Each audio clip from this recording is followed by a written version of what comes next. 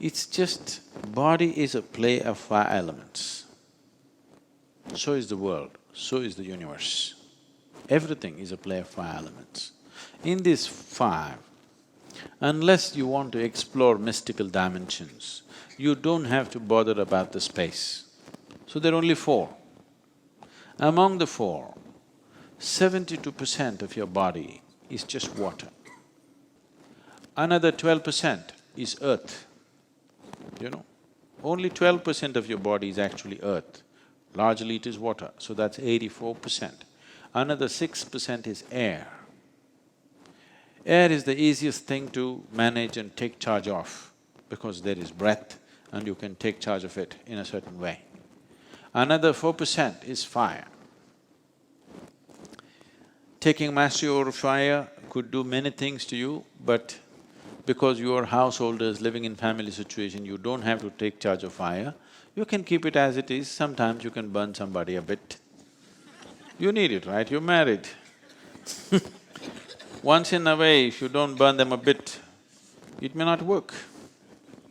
Yes or no?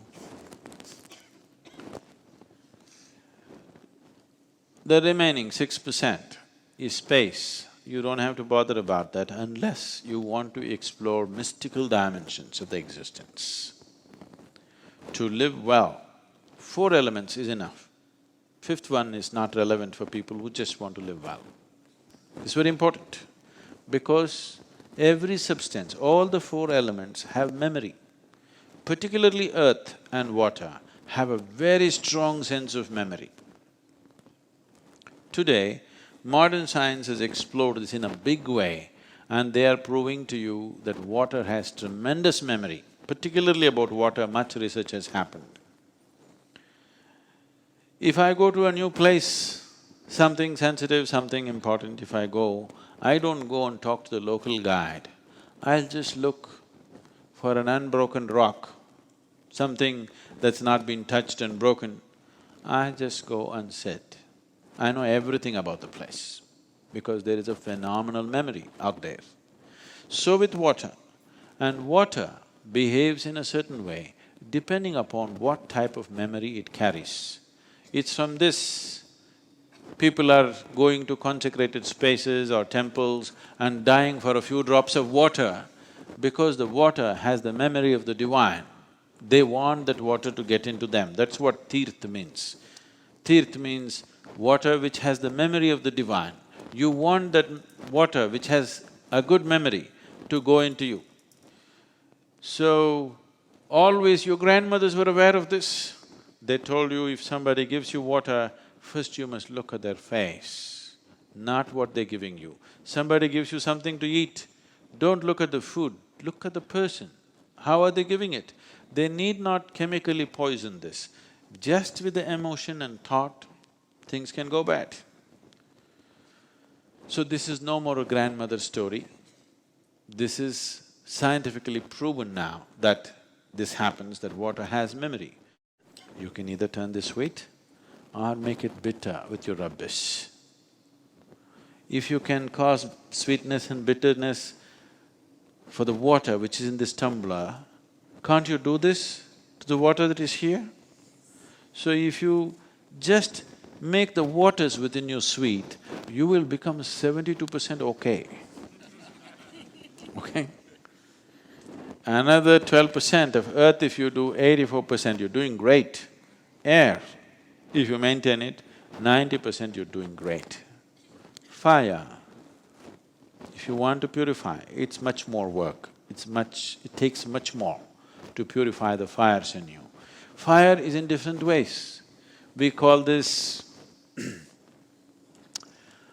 there are various aspects of fire.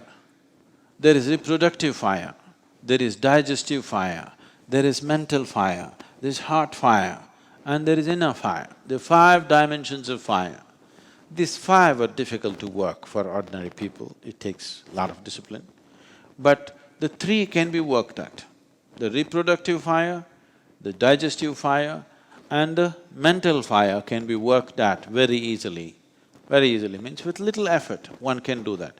The other 2 will take much more to work with. If you just purify these fires, then you are no more an ordinary person. You're not just a healthy, happy person, you are much more. Because once you have mastery over the fire element in you, then you're touching the space. You're just one step away. Suddenly, you are not just an ordinary human being. You are not just happy and healthy human being. Something else is burning with you, which is not… most people in the world will never know that. Or till now they have not.